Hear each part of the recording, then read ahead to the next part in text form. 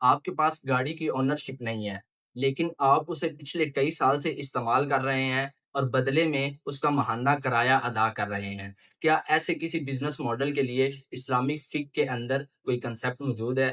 جی ہاں، بالکل۔ اسلامی فقہ میں ایسے بزنس ماڈل کو اجارہ کہا جاتا ہے، یعنی کسی شے کی اونرشپ خریدے بغیر اس کے استعمال کا حق مقررہ مدت کے لیے معلوم اجرت کے بدلے حاصل کرنا اجارہ کہلاتا ہے۔ مثال کے طور پر کسی گھر کو کرائے پر لینا، گاڑی کو لیز پر لینا یا کسی شخص کی سروسز کو کرائے پر مقررہ مدت کے لیے حاصل کرنا اجارہ کہلاتا ہے۔ فقہاء اس کی تعریف کچھ یوں کرتے ہیں: یا عقد علی منفعۃ مباحۃ معلومۃ من عین معینۃ او موصوفۃ بالذمۃ مدۃ معلومۃ او عمل معلوم بعوض معلوم۔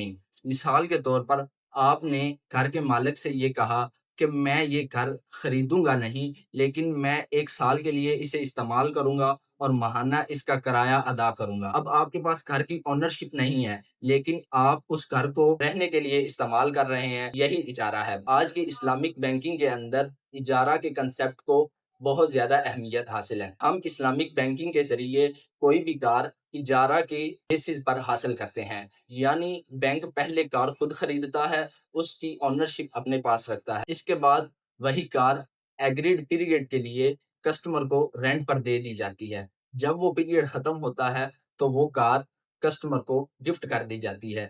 یہ اجارہ کی بیسس پر کار لیزنگ کا کنسپٹ اسلامک بینکنگ کے اندر پایا جاتا ہے۔ I am Ahmed Naqvi, a Sharia and law student, and this is Modern Fiqh. If you want to learn about the basic concepts of the Islamic fiqh, then come along and follow me to join this journey.